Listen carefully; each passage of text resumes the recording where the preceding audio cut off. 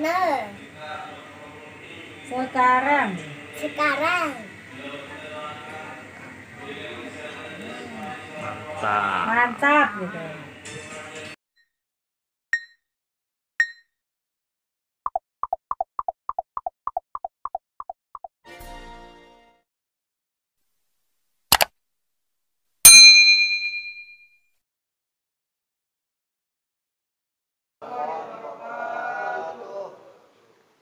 Innal hamdalillah wassalatu wassalamu ala Rasulillah Muhammad ibn Abdillah wa ala alihi wa ashabihi wa man tabi'ahu wa mawalah.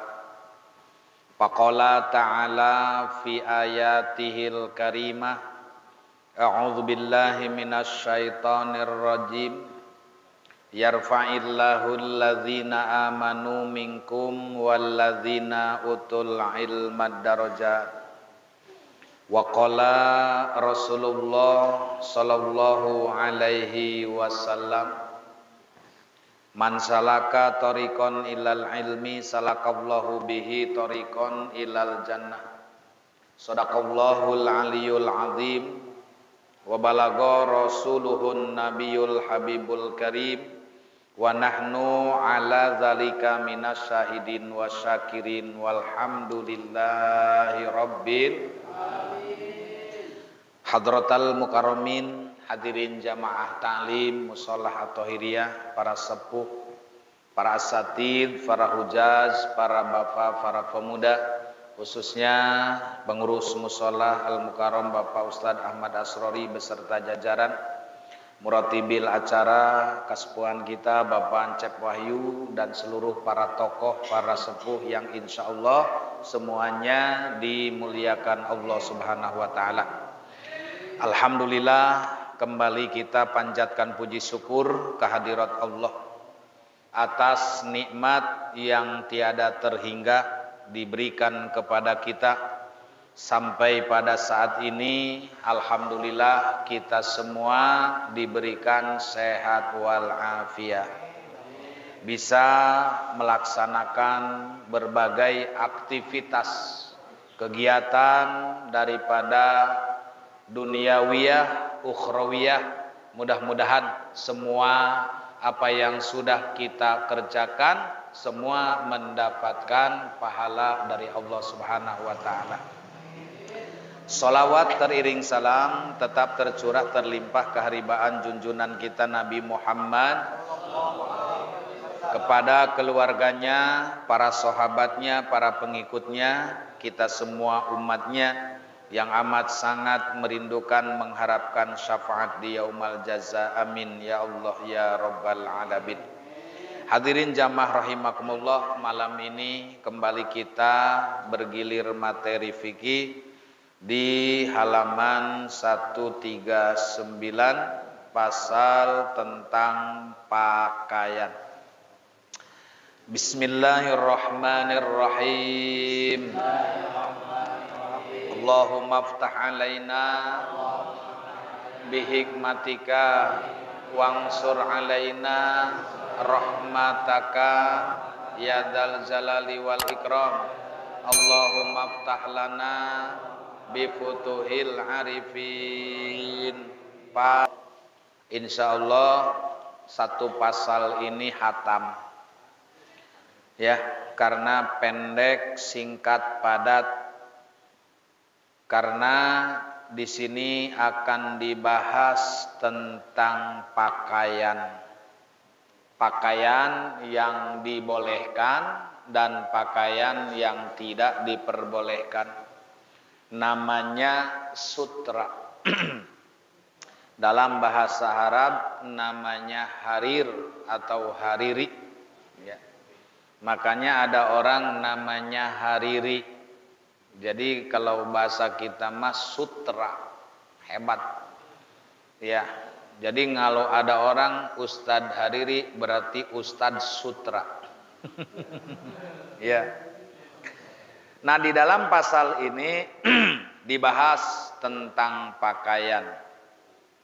Pakaian itu ada dua. Ada pakaian badan, ada pakaian iman. Kalau pakaian badan seperti ini bahan. Ya, ada yang terbuat dari kulit. Nggak tahu ini mah, tahu kulit rangdu. Ya, pokoknya luar biasa akal manusia ini mampu berpikir dan menghasilkan berbagai macam warna. Kalau tidak ada akal, maka tidak ada sesuatu yang muncul di permukaan. Termasuk HP, radio, televisi, ya, ini semua adalah akal. Allah memberikan akal sehingga manusia berpikir, tapi yang paling utama adalah akal. Intinya supaya bisa membedakan antara hak dengan batil. Itu intinya, Mas. Adapun kepada yang lain-lain itu adalah cabang. Tapi pokoknya bahwa dengan akal, alhamdulillah kita diberitahu mana yang baik, mana yang buruk. Itu aja intinya. Ya. Maka oleh karena itu, apa itu yang namanya pakaian iman? Tentu itu ada di dalam hadis al-imanu uryanun. Iman itu telanjang, walibasuhu taqwa, pakaiannya iman adalah takwa. Tak iman bege lamun teu aya takwa, sataranjang kabuka auratna. Ya, begitu juga badan kita kalau enggak diberikan pakaian, maka kita telanjang. Ya. Maka ada batas-batas untuk menutup aurat laki-laki, ada batasan untuk menutup aurat perempuan. Jadi beda ya laki-laki dan perempuan. Wa yahrumu 'alar rijali lubsul hariri. Lelaki haram memakai sutra dan memakai cincin emas dalam keadaan normal, kecuali normal. Iya, kalau normal itu tidak diperbolehkan. Artinya kalau dia tidak sakit, tidak dalam keadaan darurat, ya, nggak boleh pakai sutra. Kalau memang sutranya 100%. Tapi kalau sutranya dibagi, ada tenun yang lain, ada benang lain, ada yang lain 50-50, 50-nya sutra, 50 bahan lain, boleh. Ya, tapi kalau yang khusus buat laki-laki sutra 100% haram tanpa adanya darurat. Begitu juga dengan cincin emas, ya. Jadi cincin emas itu namanya, kita kan laki-laki suka orang Jawa mah dipanggilnya emas. Masa dia udah emas pakai emas? Nah, kan gak pantas. Maka berikanlah emas itu kepada karena perempuan cinta dengan emas, apalagi emas berapa? 24 karat. Luar biasa wanita mah pengennya 24 karat, saya mah boro-boro 24 karat, sakarat ke teu hayang. Wanita mah hayang 24 karat, kita boro-boro 24 karat, sekarat gembung. Itu, ya. Makanya wanita itu seneng dengan emas. Ya, apalagi mas kawin, seneng. Tapi kalau mas kawin lagi marah. Itu ya. Nah, dalam keadaan normal di samping dipakai sutra juga haram dijadikan alas, lantai atau penggunaan lainnya seperti sprei, kursi duduk yang biasa didudukin oleh kita. Nah, kita duduk di atas kursi, kursinya dibungkus dengan sutra. Kita tidur di atas ranjang, ranjangnya spraynya pakai sutra. Ya, ini dilarang kalau tanpa ada alasan. Ya. Wayahilu lirrijali lubsuhu lidoruratin kahurin wabardin muhlikaini. Nah, ini ada alasan. Dalam keadaan terpaksa lelaki halal boleh memakai sutra Misalnya cuaca panas. Waduh, ini panas sekali. Kalau tidak pakai sutra, badan bahaya, bisa sakit ini. Nah, gara-gara cuaca panas, dia tidak tahan dengan panas. Akhirnya bisa didinginkan suhu badan dengan menggunakan kain sutra. Ya, atau sebaliknya, dingin yang mengakibatkan penyakit dan mematikan. Saking dinginnya nggak kuat, maka kembali obatnya ada sutra, boleh dipakai. Jadi halal dalam keadaan darurat. Ya, karena ad-daruratu tubihul mahdurat. Kalau dalam keadaan darurat, yang dilarang pun jadi diperbolehkan. Ya, geus urang lamun darurat masuk segala-gala ge dibere karinganan. Darurat, contohnya kalau kita lampu merah teu meunang nabrak, tapi ambulan meunang bae. Lantaran naon? Kerok manya nek nangkep nu paeh. Gitu. Wah, cek supir ambulan. Ya udah, Pak. Kalau memang mau raja aja. Nih, serahkan maitnya nih. Ya. Jadi darurat ini mah. Nah, jadi nggak bisa ngomong alasannya kalau udah begitu. Tuh. Ya, itu contoh kecil, ya. Kalau sudah darurat mah jadi halal, jadi boleh. Karena apa? Karena mematikan ini, ya. Jadi kalau orang nggak darurat, ya nggak boleh. Maka segala-gala apa yang menjadikan alternatif itu disebabkan karena terjadinya kedaruratan. Itu, ya. Wayahilulin nisa'i lubsul harir ta. Beda dengan perempuan. Perempuan mah nek panas, nek tiris, nek henteu, bodoh itu mah. Wanita diperbolehkan memakai sutra atau menjadikannya sebagai alas. Dia mah tidur juga di atas sprei sutra, ya, dibalut dengan sutra, selimutnya juga sutra, tapi khusus ini mah buat perempuan. Boleh wanita pakai sutra. Wali anak kecil boleh memakaikan sutra kepada anak itu. Boleh juga laki-laki tapi belum baligh, anak kecil boleh pakai sutra. Walinya yang memakaikan enggak dosa dan anak kecil itu tidak haram. Ya, karena apa? Karena itu mah belum dihukumi secara taklid. Ya. Baik belum mencapai usia 7 tahun atau sudah 7 tahun, yang penting belum 12 tahun. Maka ini artinya untuk anak kecil mah tidak diharamkan untuk memakai kain sutra. Ini luar biasa, ya. Wa qalilu dzahabi wa katsiruhu ay istimaluhuma fi tahrimi sawaun. Emas sedikit atau banyak itu sama haramnya. Tadi kan digentepkan antara sutra haram dengan pakai cincin emas. Bagaimana emasnya sedikit? Tetap mau sedikit emas kene. Atau banyak emas juga. Ya, mau sedikit mau banyak yang penting emas. Tetap tidak diperbolehkan kalau buat laki-laki. Ya. Jika sebuah pakaian sebagian bahannya sutra dan sebagiannya lain, kayak BHS, sarung BHS ada sutranya, sebagian lain katun, maka lelaki diperbolehkan memakainya kalau tidak 100% sutra.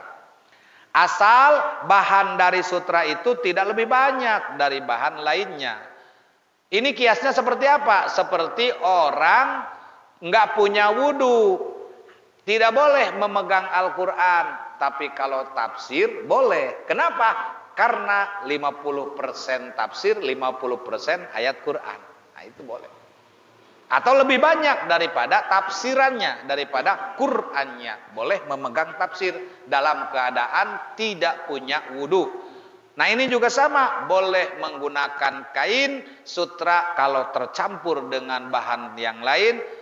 50% bahan lain, 50% bahan sutra, ya. Jadi itu artinya tidak jadi masalah. Tapi kalau tadi mas sakit, panas, sakit, dingin boleh, enggak pun dalam keadaan tidak dicampur. Ya, jadi dalam keadaan pengobatan.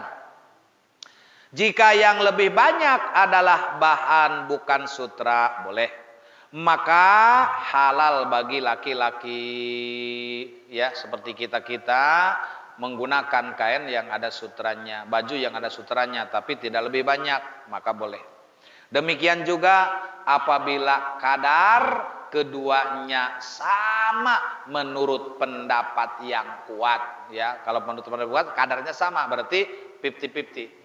50% sutra, 50% bahan biasa, itu boleh, tidak dilarang, ya.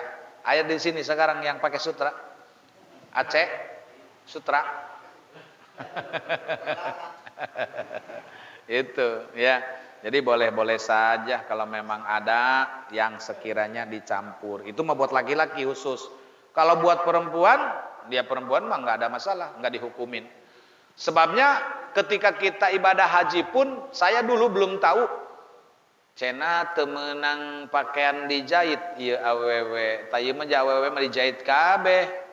Enggak taunya mah yang dilarang menggunakan pakaian dijahit ketika sedang ihram khusus laki. Eta. Aya awewe mah atuh jadi jahit, atuh urang mah hayangna kitu ngarepkeuna.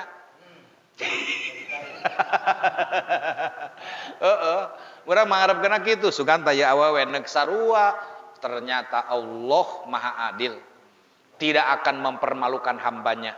Bayangkan kalau wanita sama pakaian ihramnya dengan laki-laki, ketika dia ihram mun morosot. Tah tidinya orang kudu mikir cek. Allah mah Maha Adil. Urang malalaki kapan aurat nangan saeutik. Ya, baina surati wa rukbati. Itu antara dengkul ke atas dan pusar ke bawah. Itu adalah aurat laki-laki. Seandainya kita sholat pakai kaos oblong, kaos cangklek, tutupan bujalna jeung tuurna, sah bae. Kalau bicara sah mah, bicara fikih mah sah, ya. Kalau dari sisi fikih. Tapi kalau kita mengkaji tentang akhlak mah beda. Kenapa bab akhlak? Tawadu, ya. Maknya orang ngaharepan Gusti Allah dalam keadaan telanjang, sedangkan ngaharepan lurah bege orang kudu keren. Tah, make batik segala macam pan orangnya. Tah, ari ngaharep Allah orang kudu lebih rapi. Ya. Jadi pakaian laki-laki, pakaian wanita itu jauh. Kalau wanita min jami'i badaniha, seluruh badannya aurat bagi wanita. Di dalam sholat yang boleh diperlihatkan illal wajha wal kafain, hanya telapak tangan dan wajah. Wajah dan dua telapak tangan boleh diperlihatkan, boleh tidak ditutup ketika dalam keadaan sholat, tidak menjadikan batal. Tapi kalau kaki mah dengan telapak kaki nongol, salah satunya keluar, nah ini walaupun cuma jempolnya, cingirnya kelihatan, walaupun yang melihatnya suami tetap batal. Ya, jadi oleh karena itu di sini kita melihat bahwa di dalam sholat beda antara menutup aurat laki-laki dan perempuan. Ya, kalau laki-laki mah jadi bae orang make HS di mana-mana ge jadi teu khawatir. Ngagoletak dina dipan ge na kursi di luar teu aya masalah lantaran mulai nu ngareuneuhan. Atuh awewe mah bahaya, ya. Ya, kalau laki-laki mah. Nah, kita nyambung sedikit ya. Ngeureunnan Pak anu karak datang teu ngeunahan ya. Nah, kita simak aja, simak. Faslun fima yata'allaku bil mayyiti guslihi wa takfinihi wa sholati alaihi wa dafnihi. Borongan nih mah. Ya, 2 terminal ya. Baik, geser sedikit. Tadi bicara tentang pakaian. Ini juga sama pakaian. Tapi kalau tadi pakaian orang hidup, sekarang mah pakaian orang mati. Pasal tentang hal-hal yang berhubungan dengan mayat. Jadi ada mayat, ada jenazah. Apa bedanya, Cek? Mana sih, Cek? Oh, lengit bae, Cek. Oh, ngabalikeun liwat. Apa bedanya mayit dengan jenazah? Kalau mayit belum masuk keranda, teu mayit. Lamun geus asup keranda, eta ngaranna jenazah. Yang udah masuk keranda jenazah. Kalau belum masuk keranda eta mayit. Itu. Makana kalau mobil ambulan kerandaan tulisannya mobil mayit. Tapi kalau ada kerandanya ditulisnya mobil jenazah. Gitu.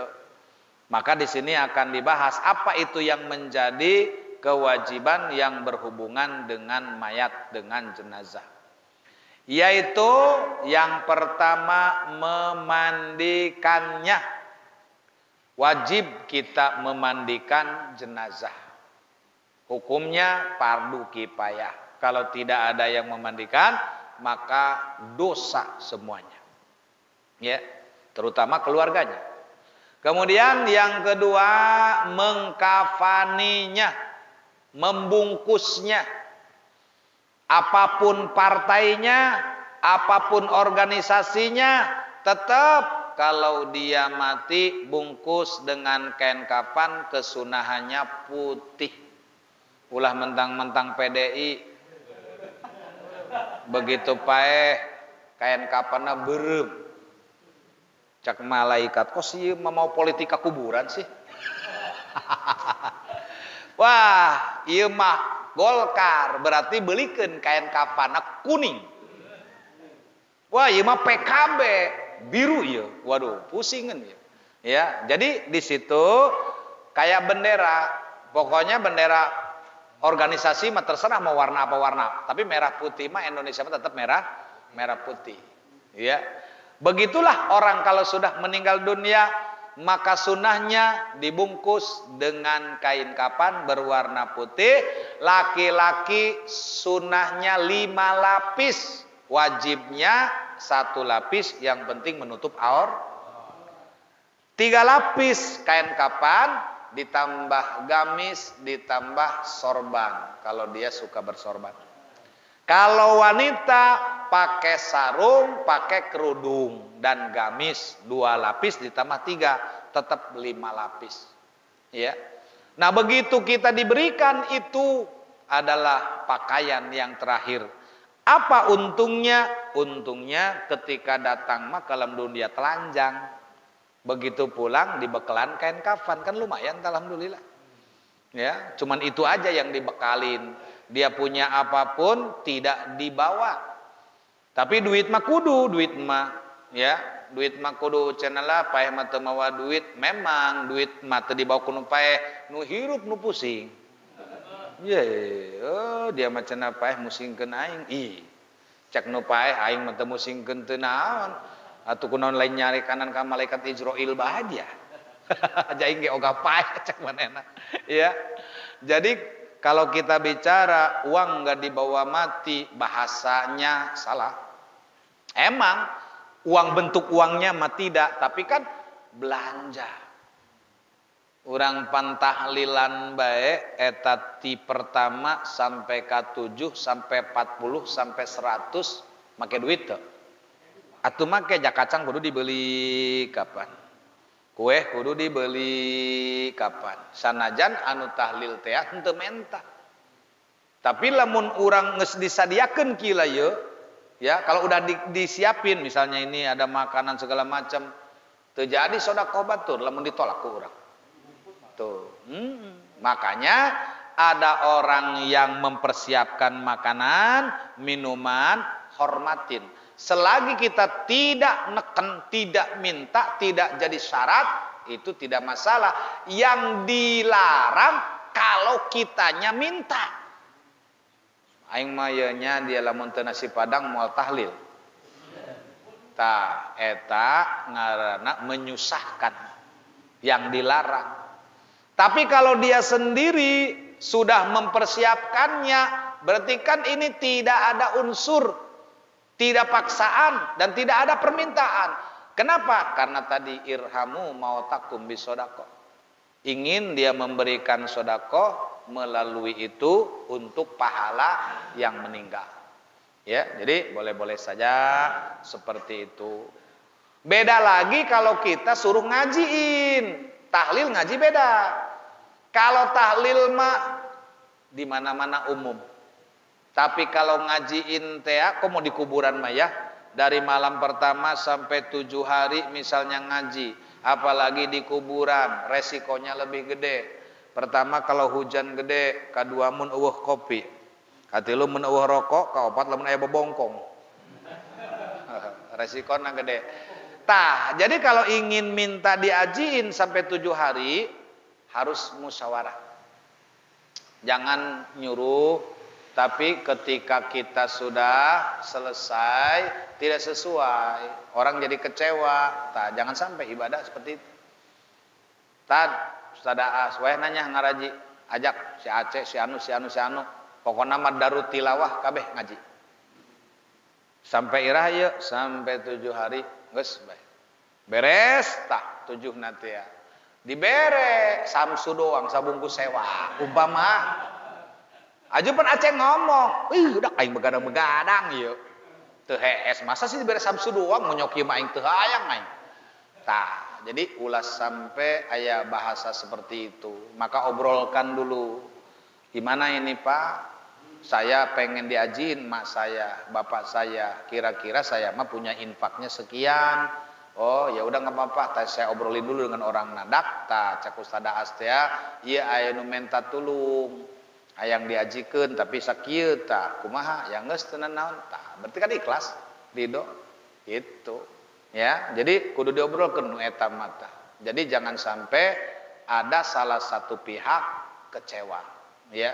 Tapi kalau urusan tahlil mah biasa itu mah, bisnis obrol-obrol tah mah biasa bae tah mah. Bisnis tahlil mah. Tapi kalau yang namanya suruh ngajiin ini dan sebagainya, itu mah harus musyawarah. Maksudnya kenapa harus musyawarah? Supaya tidak terjadi fitnah, tidak ada salah satu pihak yang dikecewakan. Seperti itu. Kemudian setelah mengapankan, menyolatinya. Tuh. Lamun mayitna beragama Islam. Kalau dia yakin Islamnya tidak kafir, tidak murtad, maka harus disolatkan karena fardu kifayah. Tapi kalau terbukti dia kafirnya, tadinya memang Islam, tapi dia masuk ke Buddha, masuk Kristen, masuk Katolik, paeh, haram disolatkan. Jadi lain menang ganjaran, malah menang doraka. Atau dia murtad. Saksinya siapa? Si Anu. Dan belum kembali kepada Islam sampai datang ajal. Maka ini pun haram disolatkan. Makanya yazibu ala kulli muslimin hifdu islamihi. Wajib kepada umat Islam mempertahankan daripada keislamannya. Jadi harus kita pertahankan, harus kita pelihara bahwa Islam ini agama yang sudah dipilihkan oleh Allah, sebagaimana Kangjeng Nabi Yakub wasiat kepada anaknya atas agama yang sudah dipilihkan oleh Allah. Ya baniya innallaha astafa lakumuddin. Wahai anak-anakku, sesungguhnya Allah memilihkan kalian agama Islam. Wala tamutunna illa wa antum muslimun. Oleh karena itulah ketika Allah sudah memilihkan Islam sebagai agamamu, jangan kalian mati kecuali dalam keadaan Islam. Jadi orang lahir Islam, paeh nage Islam, datang di adanan, balikna di adanan. Sunnah adzan, datang di adanan sunnah, pulang ke kuburan di adanan sunnah. Mau pulang di adanan, mau pulang kemana aja itu mah sunnah adzan. Cuman kita nggak umum nate ya, nek umroh bejeng haji di adanan, padahal mah nek balik ke kadubung bang adan tenan naon di dia. Nek balik ke adanan, tapi orang-orang pasti nanya, Ustaz Hasan kemana? Kok di adanan? Nek umroh ente nek balik ke kadubung bang. Kok adan sih? Atau memang sunnah nak gitu? Cuman bising jadi pertanyaan, gitu. Aing mah karak manggih cenah. Itu memang karak manggih, memang karak dilakukan dia. Jadi orang mau pergi-pergian keluar daripada rumah yang cukup jauh. Eta mah cenah Aceh ne ka Mitra teu kudu lah eta mah. Deket mah gitu. Kalau keluar kota itu boleh diadanin. Hukumnya sunnah adzan, iya. Terus ada musibah, ada orang, ada puting beliung, ada kebakaran, ada gempa, ada tsunami, sunnah adzan. Tapi di antara sekian banyaknya sunnah, yang paling mutlak adalah lisolati, adalah sunnah adzan untuk memanggil orang mengerjakan sholat yang difardukan. Itu ya. Nah inilah hadirin jamaah rahimakumullah. Nanti insyaallah kita akan lanjutkan tentang bagaimana membahas apa-apa secara detail yang terjadi kepada orang-orang yang sudah meninggal dunia.